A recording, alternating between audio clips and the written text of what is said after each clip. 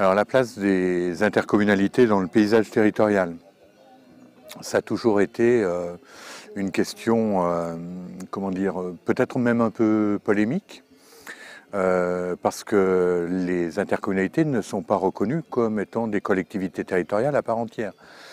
Donc on vient se rajouter aux collectivités territoriales reconnues par la Constitution, que sont les communes, les départements, les régions plus récemment.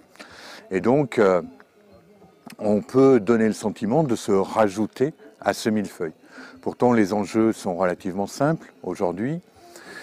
On a affaire à un État qui doit être fort dans l'Union européenne, à des régions qui doivent être fortes pour concurrencer les régions au niveau européen, en particulier les régions allemandes ou certaines régions espagnoles.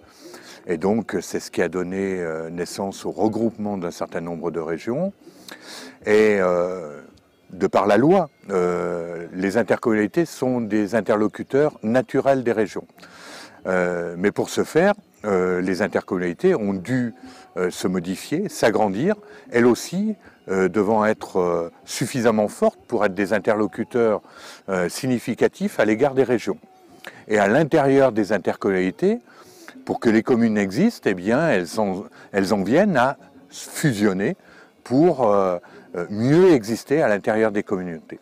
Ce qui prouve bien que tout ça a une cohérence, en réalité. On a monté tout d'un échelon en termes de grosseur, mais c'est une cohérence. Et les intercommunalités sont là pour être les interlocuteurs principaux des régions.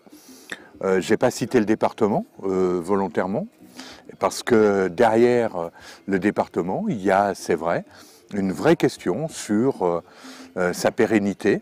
La question n'a pas été tranchée définitivement, et on voit bien aujourd'hui des départements qui cherchent par tous les moyens à exister, même à s'infiltrer entre les régions et les intercommunalités.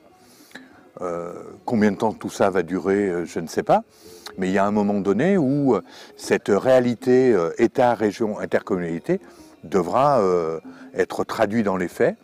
Est-ce que c'est dans 5 ans, dans 10 ans ça, je ne peux pas le dire.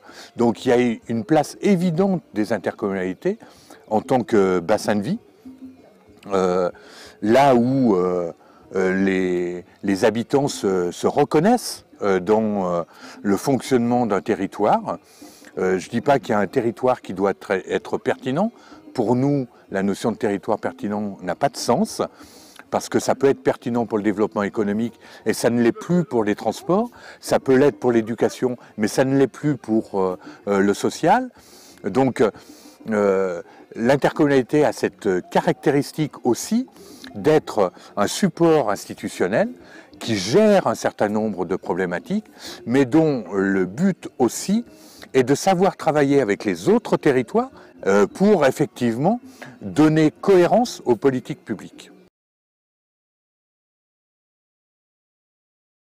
Il existe des pistes déjà proposées par la loi. Les pôles métropolitains sont une piste pour pouvoir effectivement travailler avec plusieurs territoires et pour même contractualiser avec une métropole. Donc moi je pense que globalement on a les outils pour arriver à ce dialogue constructif entre les métropoles d'une part, où c'est vrai, on a le sentiment que se crée la richesse.